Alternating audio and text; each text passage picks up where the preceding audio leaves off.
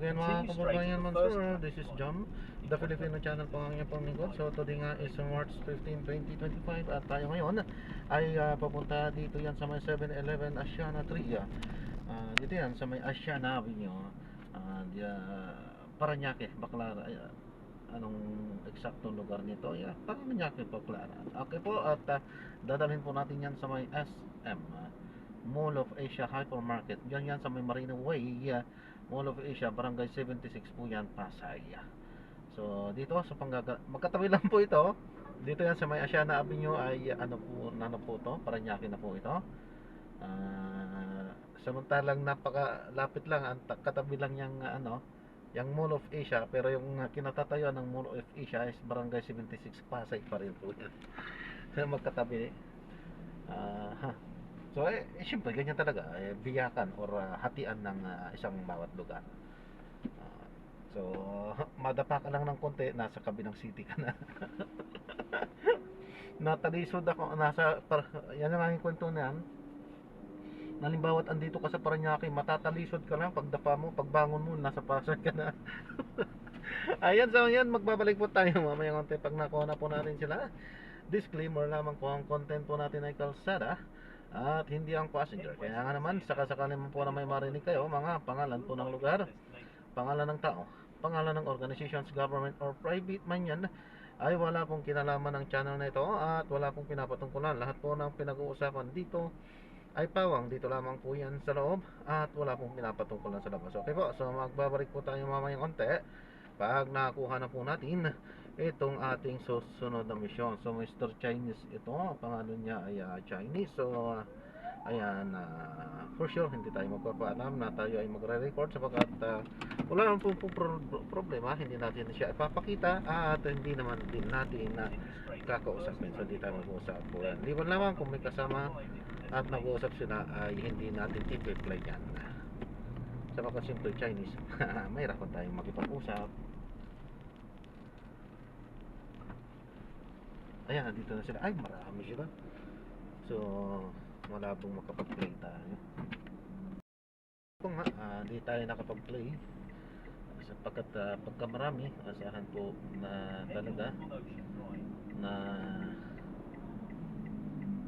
ay maraming napagkukwentuhan yan pagka marami ang magkakasama, magkakapamilya man yan or magkakaibigan, lalo na talaga kapag magkakaibigan na mga masasiyahin ay namarami talaga pagkukwentuhan yan. Kaya dito tayo nakapag-play, hindi natin naintindihan at hindi tayo makapagparang sapagkat hindi naman tayo mahirapan naman tayo makipag-usap at mag-explain na kung bakit tayo ay kailangan mag-play. So para wala nang wala nang hindi na tayo mahirapan at wala nang sabi, hindi na tayo nag-play. Ayan, na-drop na nga natin sila dito yan sa may SM Mall of Asia. Sabi ko nga, malapit lang po, napakalapit lang. Ang nagpapatagal lang minsan ay pagka traffic, matraffic kasi siyempre Sabado, Linggo, mas okay pa nga Linggo dito. Ano talaga niya dito, katrafikan sa mamaya-mayang hapon, traffic dito. Lagi naman yan, siyempre pasyalan po. Okay po, so yan, mag-ikot-ikot ulit po tayo para makakuha ng ating mga panibagong mission. Try natin. Well, samahan niyo po muna ako sa aking pag-ikot-ikot dito. Yaman din lamang na hindi po tayo nakapag-play kanina.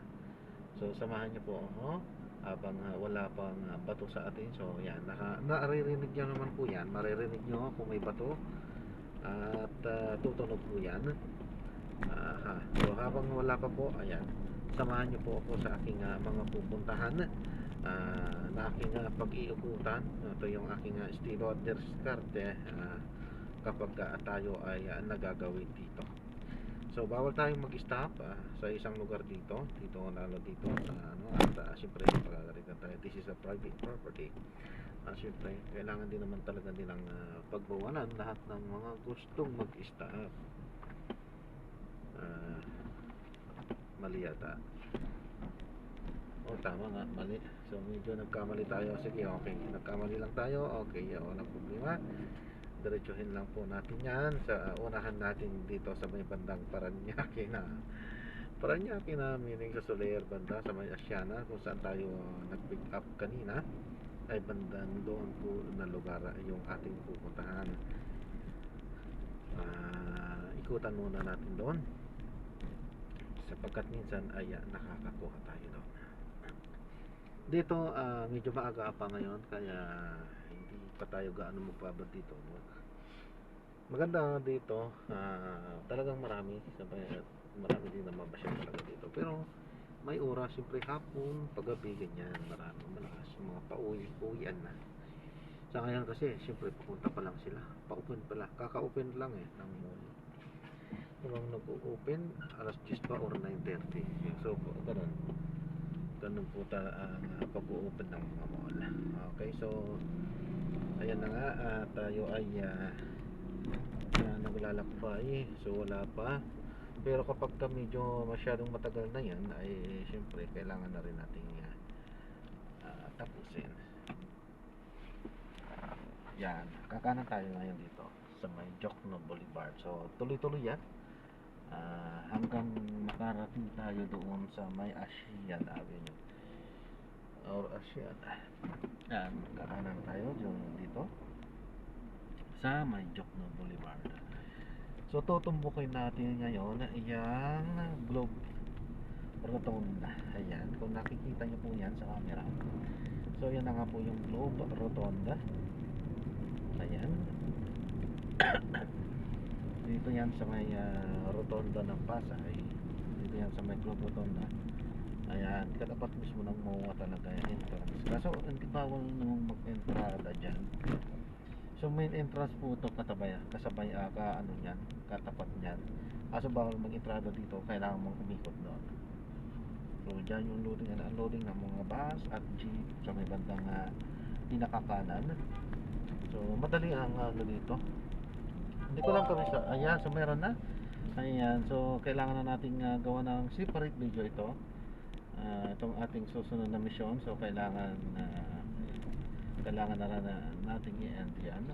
So maraming salamat po sa panonood. Hanggang sa muli, ingat. God bless po. Paalam po muna pansamantala at tayo ay gagawa na ng separate video dito sa ating susunod na mission. So paalam po muna. Head east in 50 meters, exit the roundabout, then